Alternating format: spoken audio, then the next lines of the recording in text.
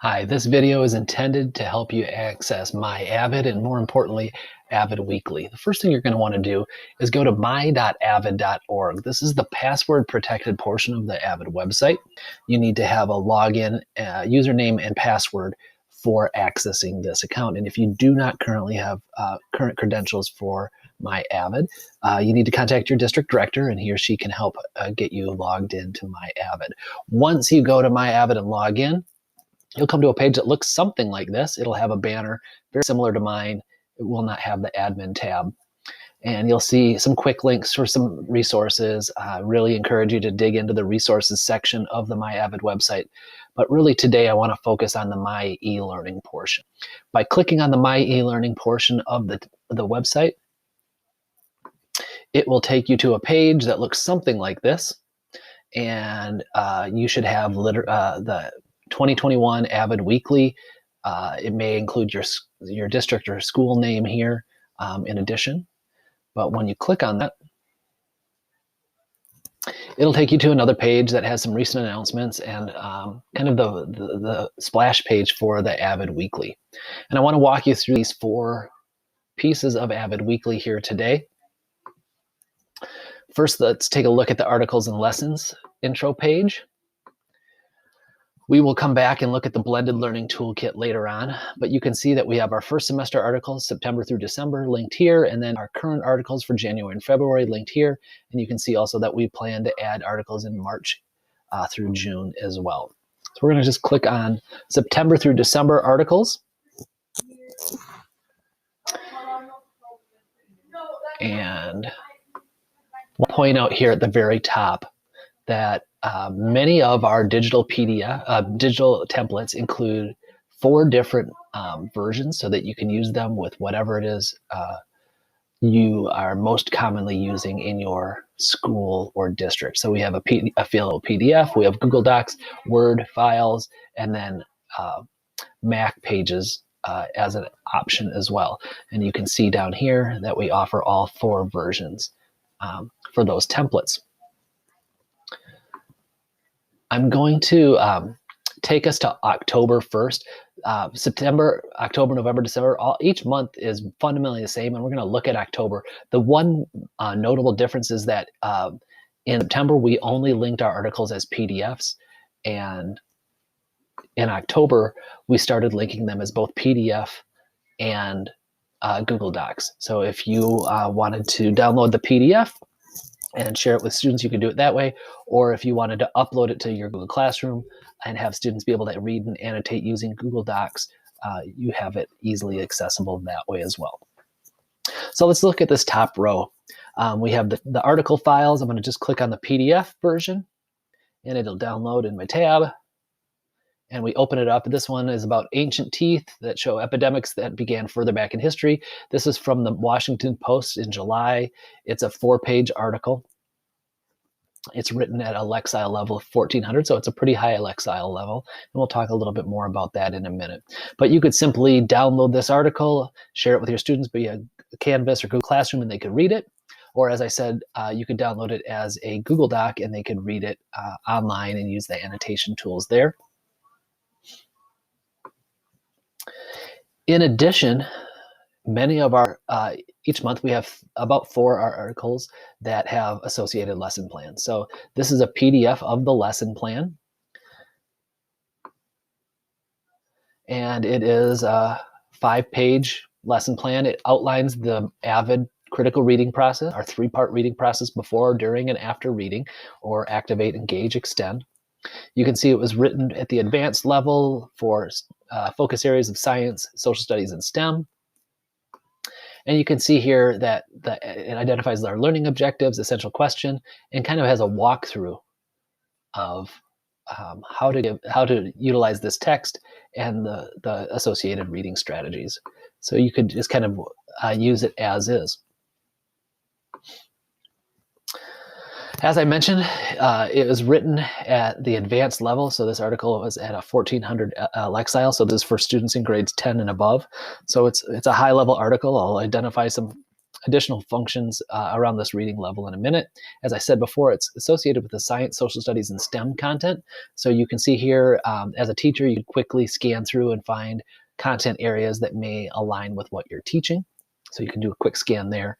And then each of these lessons is then aligned with our critical reading process. So the activate phase, we do a concept map. Students, while they're engaging, they list group label and do claim evidence, and there's a walkthrough in that lesson plan about how to utilize these two strategies, and they extend it at the end by developing a storyboard with timelines. And again, all of the nuts and bolts of those strategies are found here in this lesson plan.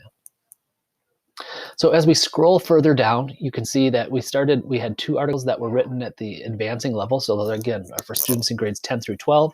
We have 2 articles here written at the intermediate level. So that's for students in grades 7, 8, 9.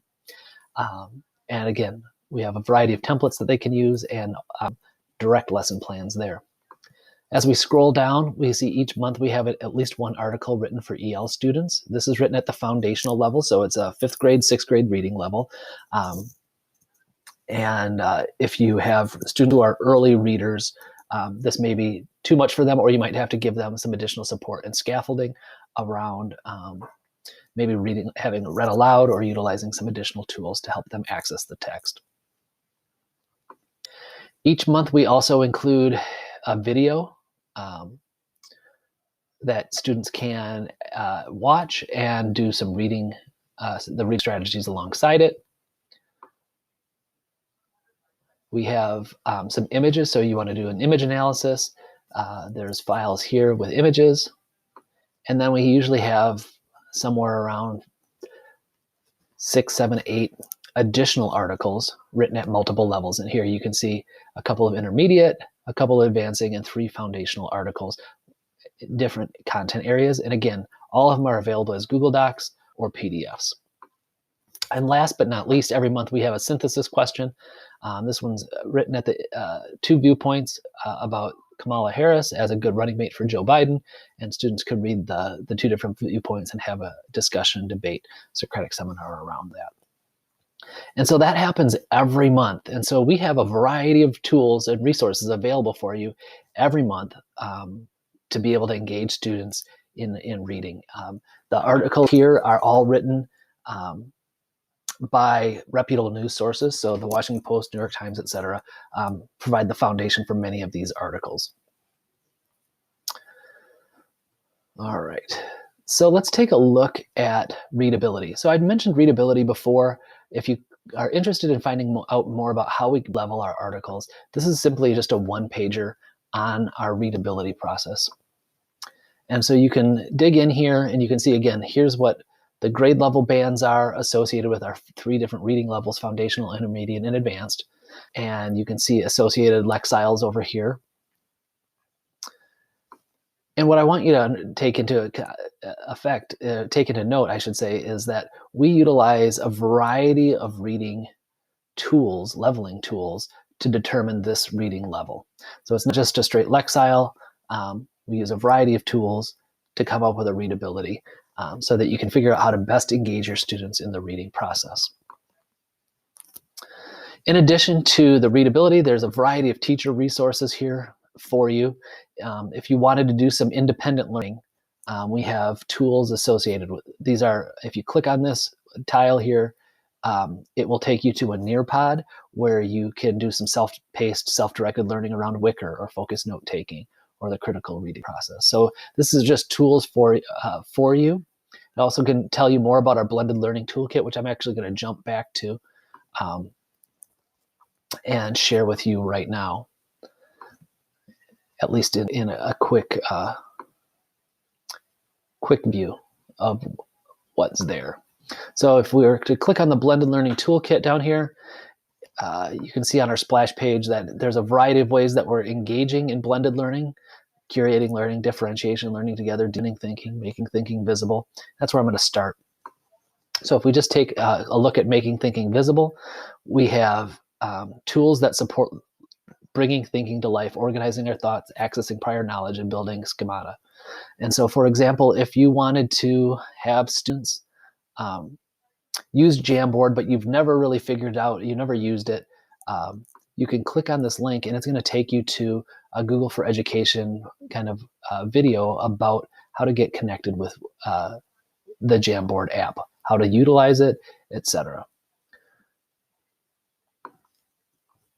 Or if you want to have students showcase their learning, here's a variety of additional tools and sites that they use to do that.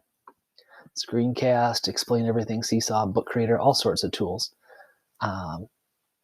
Learning together, if you want to have students collaborate, again, there's more information on Jamboard or Padlet,